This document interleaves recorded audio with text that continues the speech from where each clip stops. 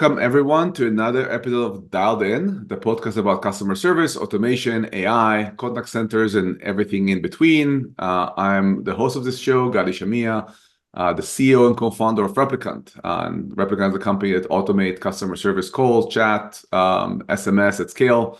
Been doing it from before AI was cool, but doing it now when AI is still cool. And today I have a special guest. I would like to introduce Ricky, and then introduce yourself and your company. Welcome to the podcast.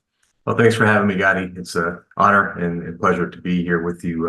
This morning, I'm on the East Coast. My name is Ricky Arriola. I'm the CEO and founder of Inktel Contact Center Solutions. We've been, in business, coming up on 30 years pretty soon. We were early into the call center world when companies started outsourcing their back office operations in the late 90s. As the world became more and more global economically, we found ourselves in a really interesting place, and have been offering our services to Fortune 500 companies and government and educational institutions for the past several decades. Yeah, so you're running, or you're running something called a BPO, a business process outsourcing company. Many people in the customer service space know what BPO is, but for the few who don't, what is a BPO, and which type of a BPO are you? One way to think about it, this goes back to at least 80s and 90s, when a lot of companies were encouraged to focus on what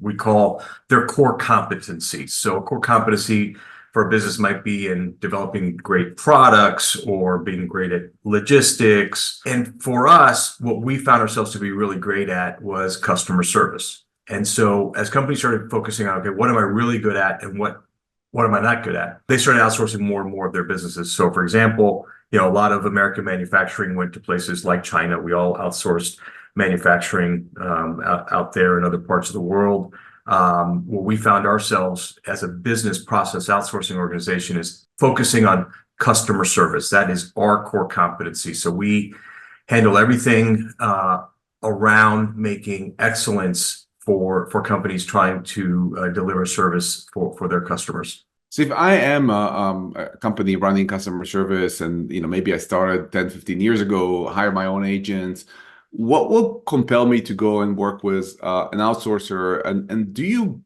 know which type of companies are more likely to work with you or other BPOs in the industry? Yeah, it's a great question. So I would say a lot of our clients now, they're doing some in-house and they're outsourcing other parts to companies like Inktel. Some companies entirely keep it in-house. They want to make customer service a core competency, and they've got the ability to do that. And some completely outsource to companies like mine that are really good at it. And the reason they do that is the customer service function requires a lot of things. There's a technology component, there's a training component, there's a recruiting component, there's a management component, reporting component.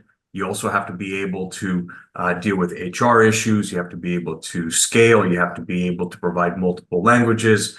And now in this new world, even before the advent of AI, you have to do it with voice. You have to do it with chat. You have to do it with text. You have to do it with email. So all of that. If you're trying to deliver excellence, there's a lot of moving parts. And if you can't really develop the expertise around that, you're better off outsourcing it. And since we've been doing this for so long, we consider ourselves one of the leaders in the space. And for people here outsource, even you mentioned before, China, manufacturing in China or in other places, people often think of offshore, and there's nearshore, offshore, really far offshore. Where are your agents? Well, we started out as a domestic US-based organization. I still have a very large presence here in the United States, but we also do a lot of work near shore, particularly in Latin America, where there's very good infrastructure, stable government, stable currency, and a very good labor market. So we try to go where the best fit for our clients are. And what's the difference if I'm a client? Where do U.S. agents excel, and maybe surprise us? Where are the nearshore agents do maybe even better than we know? The salaries are cheaper there, and the cost is lower. but where do they excel compared to US agents? Where do US agents excel compared to them? And how do you choose or how do you recommend which agents to work with to a customer? Yeah, labor is a component. Sometimes it's a critical component where you might be able to get much lower wages, but that's not always a driving force. And more and more as companies go global, that labor arbitrage in terms of pricing domestically or abroad gets tightened. What other factors are going to impact the decision are what is that labor market like? So, for example, there are countries in Latin America, let's just use that for example, that the folks might be very skilled in a particular expertise, like a technical background. For example, Argentina, for whatever reason, largely has to do with their technical schools. Very, very good back office operation for tech support. Countries in the Caribbean that are excellent for customer service and hospitality. Lots of hotels there, so they're basically raised in that environment of providing really nice customer service and hospitality services. You have some countries, Peru and Chile, also very strong in IT services. So those are some very important factors when trying to find the right labor market for the product that you're trying to support. Mm-hmm. Yeah, that's an interesting point because most people, the reason I ask this question is most people think of if it's offshore, it's not as high of a quality.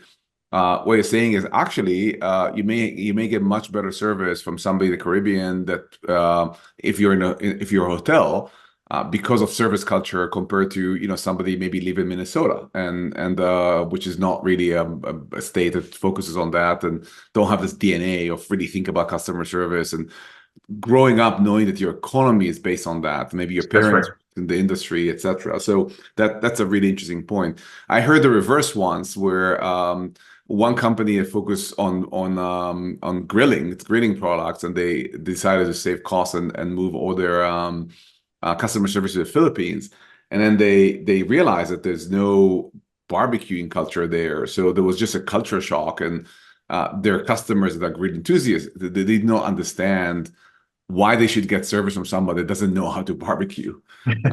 Yeah.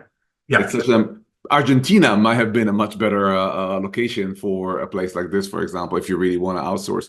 So when you, for most people say, oh, BPOs, they have humans, they hire humans, that's what they do. We understand that. How do you guys differentiate yourself in a market where you offer humans, but then maybe 10 other people offer agents in the same countries in most cases? Look, this is a mistake that some companies make when they're outsourcing. They just think, hey, anybody can hire labor, and so there is no differentiator in this space. Nothing could be further from the truth, because as I was saying earlier, there's so many moving parts to building any organization, particularly one that is very labor intensive. How do you select these folks, and how do you bring them on board? How do you retain them? How do you train them? How do you keep track of their productivity? How do you drive performance? How do you build a culture? These are all things that take a lot of business know-how. You develop business processes. You layer on top technology to keep track of things and augment the way people deliver services. And so very quickly it gets complicated. And that's why this is a multi-hundred-billion-dollar a year industry, because companies recognize that, hey, we're not good at this, or we're going to make a strategic decision not to try to develop this ourselves. And we'll just partner with companies like Inktel, who have been doing this a long time and know how to do this.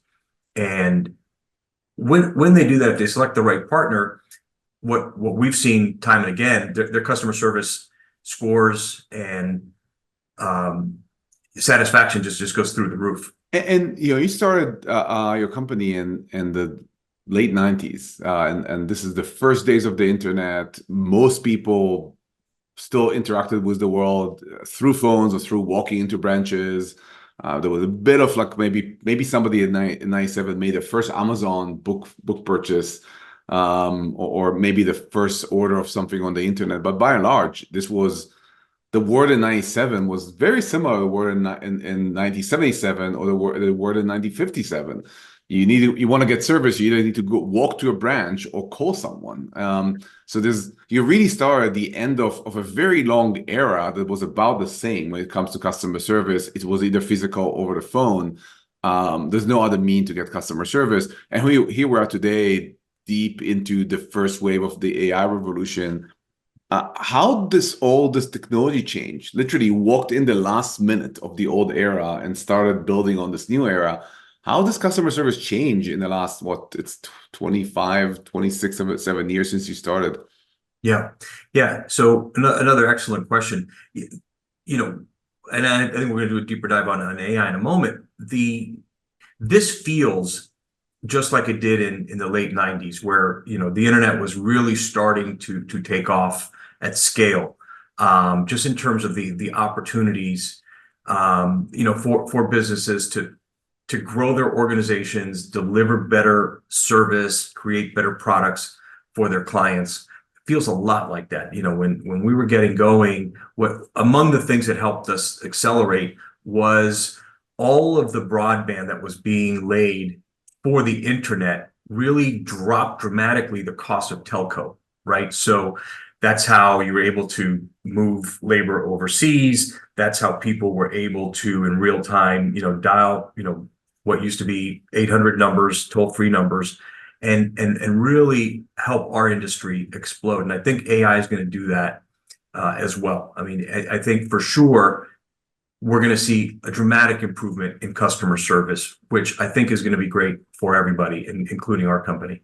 So let's talk about AI, because when we talk first, one of my motivations to bring you on, we talked about AI and technology, and for a BPO, that your business is people business, it sounds counterintuitive. It sounds like AI with all the doom and gloom, it will take jobs away, and what's going to happen to the agent, etc. It sounds like you'll be the last one to talk with a company like Replicant, but here we are. Not because only of the podcast, we had previous discussions. What's your initial take about AI? How do you think it's going to impact you specifically in your industry specifically? Well, we're in the customer service business, and part of the way we've been delivering that is through the use of skilled labor. But a lot of what we're doing for our clients is using technology to drive that performance. And for sure, artificial intelligence and the tools that are being developed are going to take the customer service experience to the next level. What remains to be seen is certainly when and how fast, and in what modalities companies and their customers are going to want to see things, whether they're things that are digital or augmented through voice, things through their cell phones. It's going to be very interesting to see how this all plays out. But I think at a bare minimum, what we're going to see is massive productivity gains. We're very excited about this, and we expect to be at the forefront of that. That's actually really interesting, because you said, I want to highlight what you said. We're in a customer service business. The way for us to deliver customer service maybe 15, 20 years ago was only with more people and more people. The way for us to deliver customer service now is just becoming much more interesting and much more complex. We're still going to deliver customer service. It's going to be a mixed set of tools, but the strategy is still the same, which I think is a very interesting point. So how do you think of the AI-driven customer service? Maybe fast forward a couple of years. What's your vision when you go and pitch a customer in a couple of years? How will it sound differently? Which world you're going to describe for them? I think for sure there's still going to be a human component on the back end, and there's going to be a third-party provider like Inktel that's part of that equation too, because of the skill sets and tools that we're currently building for this new world. Companies will continue to outsource things that they can't or just have decided not to do for themselves. Now, that mix of how much labor, human capital is behind it versus augmented through artificial intelligence, we don't know yet. Here's how I think about it. For the most part, and I'll generalize, I think a lot of customers, at least in America, we sort of dread having a call or chat or email for customer service, because it still is not a consistent experience. It's still not smooth, except for the very best companies. for the most part, we expect long wait times, not full satisfaction that our query was handled. It's a bit of a frustrating experience. So what does that mean? That means I might not call companies that I purchase goods and services from because I don't want to go through that 15 to an hour, 15 minute to an hour pain. Okay. To the extent that AI can remove that friction or greatly reduce it, then you know what? Maybe I will call Nike, whereas before I wouldn't, and say, look, the shoe doesn't fit the way it's supposed to, can I get another size or something? Now you might just wear the shoe because you don't want to go through the pain of having to send it back. To the extent that AI can remove that friction, well, I might do more business with Nike, or I might engage with them more often, giving them the opportunity to sell me more products or to get to know me better, so that in the future, they're my first choice of a partner to select apparel and shoes from. And I just picked Nike out of the air, but that's how I see it, right? I think that the customer service world still is clunky, still is something most people sort of, dread. To the extent that AI makes it more pleasant, more efficient, it's going to give you a better relationship with the companies that you choose to buy products and services from. That's the way I look at it. Yeah, you're making such a great point. It always blows my mind, and I know the answer why, but it always blows my mind that you are a consumer company. Somebody calls you, a customer of yours calls you. You say, "No, I'll deflect it. I don't want this customer to call me. I want to put a hand here and a hand here and just stop them from everywhere they go, so they don't talk with me." In a world which is so undifferentiated, you gave Nike as an example, has such a great brand, but there's shoe companies like On that now everybody wears because all the cool kids are wearing, I'm included. There's Allbirds, there are Adidas. There's so many shoes, and when you think about that, I don't know how to buy a great shoe, because even though I'm wearing them all the time, like I don't know what the difference is. I don't know what the science behind shoes. I buy a shoe, I like it, it's comfortable, I buy more. And if I have an issue and I don't call Nike, to your example, because I'm afraid of an hour long hold time, I would just buy from someone else because I have options and there's a bunch of shoes. It looks really great. So I don't have to buy from Nike. And so sad for Nike because a human being is going to buy probably 50 shoes during their lifetime. The things is a great business because you have to continue buying them as you walk on them and they wear off.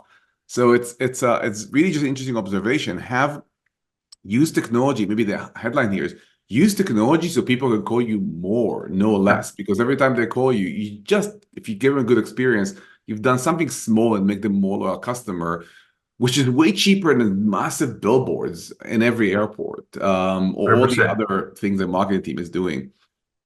And that's how you have to think about it too, is that, what we just said, but the point you made about, to the extent that the companies are reducing, let's say, marketing spend because they don't have to reach the customer through advertising, they can just reach their own customer through loyalty because they've delivered a great product, but also a great service, a great experience. Like I had a question, I needed a return, and they handled it seamlessly. I think that's why a lot of us shop through Amazon, because the Amazon, for the most part, they're not as good as they used to be, in my opinion. But the return process used to be really good, really seamless. They've since changed. But I'd rather buy the same product through an Amazon because the service is so good than directly, let's say, through a Nike, where the return process is unknown to me or may not be as good.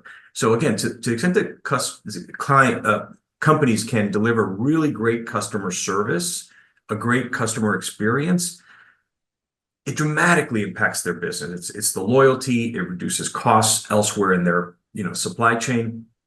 That's what I think AI is going to bring to the table for a lot of organizations. So how do you think, with this AI world, how do you think the agent will evolve? So we fast forward 2-3 years, AI is already doing all of it. So it's not even new. It's more like how long will it take it to be deployed across the industry. But AI is now taking where's my order? It's picking off Nike. Where's my order? Questions about which shoes to choose. What's, 80, 50, 60, 70% of the calls maybe now run by AI. what will the agent do, and where would the agent specialize? And maybe the third question is, what do you do to prepare for this era? Yeah. So, I mean, where is the agent going to be in all this? So, if you put yourself in the shoes of an agent today, the bulk of their calls that they're getting, if they're talking just voice, but chat's the same way, email is the same way. It's the 80-20 rule. 80% of their work is coming from the same 20 questions, over and over and over again. Where's my order, whatever. And they're just super, tied up in doing that sort of mundane, repetitive work. That kind of can lead to burnout. That can lead to, just a repetitious, boring type job. To the extent that you can put customer service agents in positions where they can actually truly help and add value, it's going to reward those agents much higher. It'll raise the customer satisfaction much higher, induce them to engage more, actually, right? So I remember, just as a side, when cell phones came out, people started, saying that that'll be the death of the call center industry, because people can just on their phone look up whatever answer they need. Well, the contrary, because you had a mobile device in your pocket, you engaged more via text, via email, via phone. And I think with AI is the same thing. It's just going to be like, okay, I have great experiences every time I, interact with Nike. I'm gonna interact with them more and more and more. And there are things that humans can do better than computers, than technology. And so there'll always be a place for human interaction. The other thing we have to remember is lots and lots of people are technologically ignorant or technologically adverse. My in-laws, my parents, they're of a certain age where, they can't do things themselves. They need to call somebody, an expert, to handle things. And I think they're always going to want to talk to people. So I think there's always going to be a human component to this. And I think what we're going to be focused on is which can be automated and sent through a technology platform, and which do we need human interaction, and just try to do a really good job of marrying those two different needs that a customer may have and put them in the right channel. Yeah, I think that where AI still falls short is the creativity and elasticity of the human brain, and we're making huge progress in this area, but still humans are very attuned to others, are very attuned to emotions. And I think that even when AI will do as well as humans, but being flexible and attuned to emotion, which it will, like I have no doubt it will, it's less believable. I think that part of empathy is knowing that that there's a person on the other side that can feel your pain. And I think that there will be some gap where maybe our minds are going to be tricked, but we will want somebody that is someone like us. We know you feel the feelings, because empathy does not happen without feeling the feelings. You cannot just roboticize your way into empathy. And that's the thing where agents are gonna shine, where more empathy is needed, more creativity and flexibility is needed. So maybe my last question for this segment is how your clients respond to AI. Do you hear concerns? Do you hear excitement? Or what's the general, when people have discussion with you, what are they telling you? I would say for sure excitement. We work with many dozen really great blue chip Fortune 500 companies and some really outstanding organizations in the public sector. For the vast majority, they're just tipping their toes in this water. They're all excited, but they don't really know how to take advantage of this yet. They'll get there. But this feels like the mid 90s when people were discovering the internet, and the big thing was, hey, we put up a web page. That was a big deal.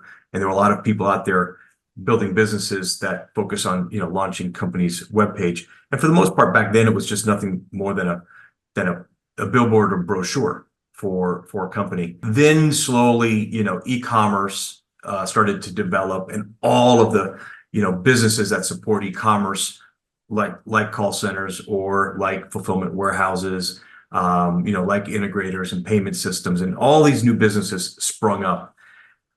I feel like AI right now is in, 1995, 1996, a portion of it. I think some great companies are about to be born. The big Fortune 500 companies that we work with are trying to figure out, how to take advantage of this and what is it going to mean for their business. It's just not clear yet where it's going to be. I think customer service is a clear area where it's going to really impact organizations in terms of their productivity and cost. I think a lot of industries are about to be disrupted either for the positive for the negative, and it's going to be a really fun decade or two ahead of us. Yeah, I totally agree. I think you have this is your second wind. You came in the first days of the internet, and now you're established. It's going to be a whole different challenge of riding this horse in the next big evolution. And it's moving fast. Like if you look at one thing I keep telling people in the space is that it's everything you used to do from 15, 20 years ago is going to be different. You used to think that if you build a good product and good technology, you can ride on it for 10 years. 12 years until there's a new technology and you have to upgrade. We find ourselves upgrading our core technology every two years, every 1 year. I think we're in our fifth brain already. Wow. And I know we're going to be in our sixth or seventh in a year or two. It's a very fast moving industry. We all seen, if you see the demos of ChatGPT 4.0, and all of a sudden I was blown away by the translation. Speaking two languages myself, I literally had a conversation with myself, and it's translating in real time what I say in one language to the other, and vice versa. It was just mind blowing. It's Yeah. almost hey, I'm no longer worried about going to Japan or on my own. I'm just gonna pop my phone out and say, hey, just translate our conversation, and you have a translator. It's amazing, and I think that everybody try to predict too much. The only thing you can predict is everything we say now is going to be pretty different in a year from now. Yeah. So Yeah. elasticity is important. So with that, let's switch into speed dial. And this Sure. is the last segment of the show where I'm going to ask you questions, and your rules try to find a way to answer it in like one sentence. So it's quick and fast and hopefully entertaining. So first one, have you had exceptional customer service experience recently? Something that really blew your mind? Yeah. As a matter of fact, had a couple, and I'll give you two, three. Two of them happened in the automotive dealership world, which is an area where you think is the last place you'd find excellent customer service. But recently sold a car through CarMax. Unbelievable experience, just really seamless. And I bought a car at a local dealership, also unbelievably seamless. Couldn't believe it. Another one was with Ring, the home security and doorbell company. Had a very complicated technical question, and just really, really knowledgeable human being walked me through the entire process. It was about an hour-long call, and it's something that I could not find online, couldn't handle through chat bots. I needed a human being, and it was fantastic. Yeah, I want to actually just underscore how important is customer service, especially because of that. I literally have a car here I'm about to sell, and I'm going to get to it. And there's Carvana, there's CarMax, there's the Shift. There's multiple players in the space that trade in pre-owned cars. And you just said CarMax. Said, oh, I haven't thought of CarMax. And okay, you made my life really simple. I'm not going to do the research. I'm just going to work with CarMax. Yeah. And this is like one small experience that probably put a couple of $1,000s of profit in the hands of CarMax just now. All you need sometimes is one or two people, and maybe somebody else will hear it and do the same. So this question is super relevant for you. For the customer service of the future, which personality trait do you think they need to be successful? When we look for customer service agents, we look for passion, somebody who's really, really enjoys the job, because you can't fake that, right? You can be highly skilled in terms of, you can follow prompts and instructions, you can be very reliable, show up on time. But like, if you don't bring passion to the job, customers notice that. And that's one of the things where when we're talking about automation, you can't, or it'll be very difficult to replicate that. I think it's very important that somebody brings passion to the job. We've all had customer service interactions where we're frustrated we can't get to the answer. Sometimes the person helping us can't quickly find the answer, but you can tell they're eager to help you, and they're not going to quit until they help you resolve your issue. the example I gave on the Ring interaction that I had, it was just somebody who was just not going to quit on me, and we just kept, trying and trying and trying different things till my issue was resolved. And so, passion for the job is really, really important. And what metric, if you can generalize, what metric do you look at when you look at any one of your teams working for a different customer? Which is the one metric that will predict the level of customer service you provide to your customers? Yeah, I'm going to say the same thing with sort of the passion, because we get graded on a lot of different things by our clients, but the ability just to be dogged and resolution oriented will drive all of those things, whether it's average handle time, speed of answer, first call resolution. All those things are going to be reflected by the passion and the eagerness someone brings to the interaction. And if you need to measure it, what will be, again, the one metric that you can put on a big board and measure through data that you think is the most impactful on the level of customer service? Well, there's two or three things that are so closely tied in terms of average. All right, give it 2, 3. Yeah, average speed of answer, abandonment rates. Meaning, like, if I'm calling, emailing, I'm trying to get a hold of somebody, get a hold of them. Make sure that there's someone there to try to resolve the problem, because if you can't get a hold of somebody, the problem's not going to resolve itself. So just being responsive. I guess I would answer that by saying your response rate, whether that's measured by how quickly you answer a call or an email, and then of course just on the back end, how many engagements did you not handle? What was the fallout rate? If those things are very, very high, you're going to have a good resolution at the end of the day, for the most part. Yeah, that's actually another thing I want to underscore. Here's from someone that in this industry for, in 2 years, it's going to be 30 years, saying you can spend time training and finessing things and improving your message on the IVR, but if the number one thing can do to improve your customer satisfaction is respond fast. It almost doesn't matter what you say. I know I'm exaggerating, but just respond fast, and you got people relax instead of being stressed and much more cooperative. I think one of the biggest powers of AI is that it will eliminate wait time completely. Correct. Even if you need an agent, because now you're going to have more available agents and you can prioritize things. And just the elimination of wait time, who knows what's going to be the impact on the world economy.